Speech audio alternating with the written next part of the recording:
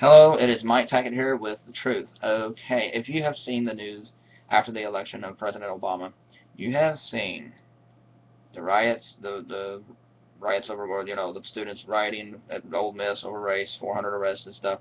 You've heard about the woman who ran over her husband because Obama won. You've heard about the guy who killed his family because he didn't want them to grow up under Barack Obama rule. You know that we have a lot of racism in this country. A lot of people thought in the 90s that, why do blacks need affirmative action for? We don't have no racism in this country no more. But then the ugly truth started to boil up after Obama won. So we as a nation thought, oh, we're better off. But then that fear and stuff started to creep back into a lot of people. At first they didn't notice because, they're like, well, Obama won the election. Then day after day went by, day after day after day after day, month after month, seeing a black guy in the White House.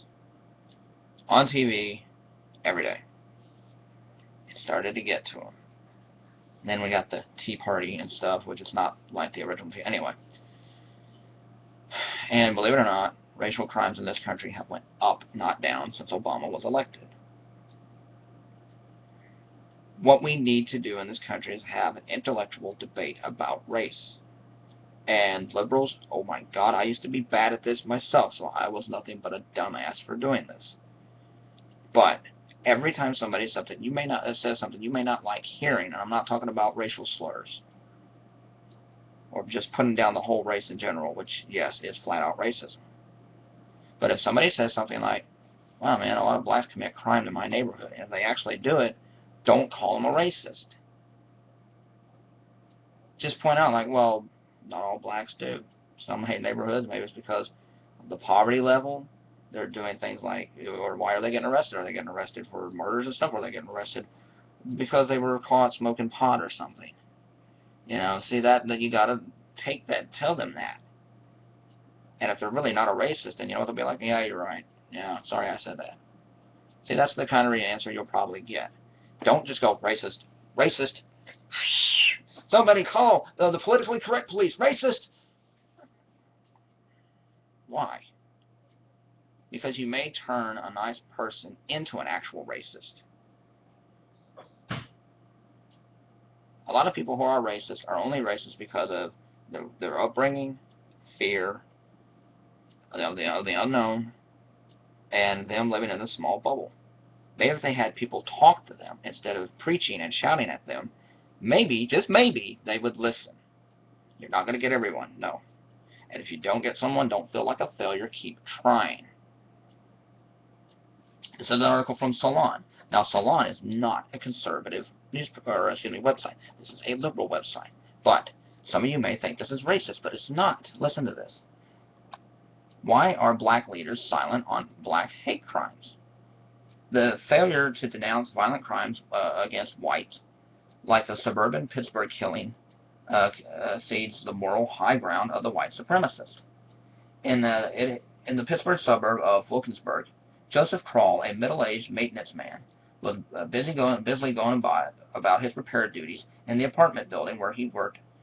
Joseph Haley, an elderly former Catholic priest, was enjoying a bite of eat at the nearby Burger King restaurant.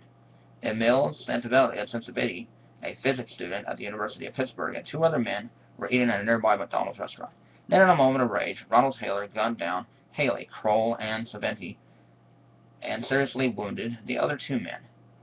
These heinous killings were almost certainly were racially motivated. Taylor is black, the three men killed and the two men wounded were white. But unlike the other hate crimes, no black leader or organization immediately rushed forth to vigorously denounce the shootings. There was no expression of outrage from the black community, and there was no demand that Taylor be harshly prosecuted under the Federal Civil Rights Hate Crimes Act if he shot the men because they were white. Worse, some blacks quietly shrugged off the killings, with the bitter remark that whites have been killing blacks for years and getting away with it, and there have been no massive explosion of white outrage at the lax treatment of white killers. See, this is not good for the civil rights movement. This is not good for the African American community. If you hear a black utters something that is racist, don't pet them. No, that's racist within itself. Of course, if a white says something really stupid and outright racist and has no apologies for it, you call them out as a racist. If somebody says something and they're a nice person, but they say something stupid, then you say, hey, don't say that, and educate them on why they shouldn't say that. If a black person says something stupid and they're really a good person at heart, but they say something that may sound racist, don't demonize them. Just say, hey, that wasn't nice. But things like this, it's like, remember the Duke players, the 3 Duke players, lacrosse players, who were accused of rape. It turned out they weren't rapists. The girl set them up. Al Sharpton did not apologize when he went on the rampage about wanting those young men in jail. When it turned out that he was wrong, he would not apologize for it. This is what gives the conservatives ammunition. See, you're giving them ammunition because then they can go like, well, liberals are just as prejudiced as conservatives are. And that is a prejudice right there. You guys are actually being racist and you don't know it. You're petting minorities like you shouldn't be criticized. You've been through a lot. Okay, they've been through a lot and that's terrible. But the point of being treated fair is what's good for the goose is good for the gander. Meaning, if someone from the African American community does something stupid, then Al Sharpton and them should be coming out and hollering at them the same as if somebody from the white community. But it's not just black and white, it's Mexican, Asian, everyone. Stop playing favorites. That within itself is racist. Call out African Americans who do, African American community should more of them should be marching on Obama because of his policies. His policies, the African American unemployment has went up under Obama, and everybody's like, oh, he's going to give them fair treatment. They don't feel it right now. The only people who have really been given treatment, favoritism, has been the rich corporations who are mostly white. So, but it's just anybody who criticizes Obama, a lot of you think, oh, he's racist, racist, racist. No. Of course, a lot of people, just like we found out, well, there are a lot of racists who hate Obama. I agree with that. But there are also a lot of people who are like, I don't like his policies. He may be too liberal for me, or I just don't like his policies. And I'm like, okay, all right, I can understand that. You don't like his policies, which, a lot of them don't even know his policies, really, but,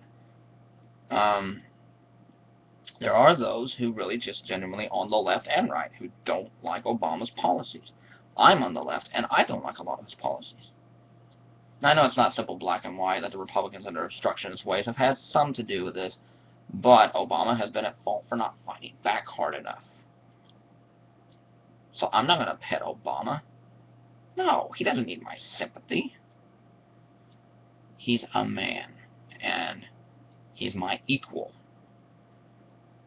So if I'm going to criticize George Bush for torture, too many wars, and well, Obama has, but you know what I mean, Obama hasn't punished nobody for torture. And, look at the stuff he's doing. Bombing Yemen, Libya, we got the war in Afghanistan, the war in Iraq. And I'm just sitting there like, oh, boy, I know he came in with this. But, he did make some big, hefty promises. Sadly, he's not living up to it, about 90% of them. Okay? So you really want to put the pressure on him? I would love to see the African American community, the black caucuses and everything, say, you know what, we're going to tell Obama, man, you need to do what we want, like, you haven't done nothing for us. But see, I think a lot of them are afraid, like, there'll be a few of the wackos. There's wackos in every group, okay? And they'll be like, oh my God, you can't do that to Obama. We got to make sure, we got to support our president. You want to support the president, and the real way to support the president is make him pass the best possible laws so that he has a good legacy. You don't want people to go, man, Obama, why did he get elected for? There'll be some racist fools who'll go like, because he was black. If his legacy doesn't hold up, then a lot of people who are like, well, I don't want to criticize him, derp. Well, you're going to be to blame for that. So, it's just, there are a lot of blacks who kill whites just because they're white. And that's just as evil as white people who shoot a black person or kill them just because they're black. No, that's wrong on both ends.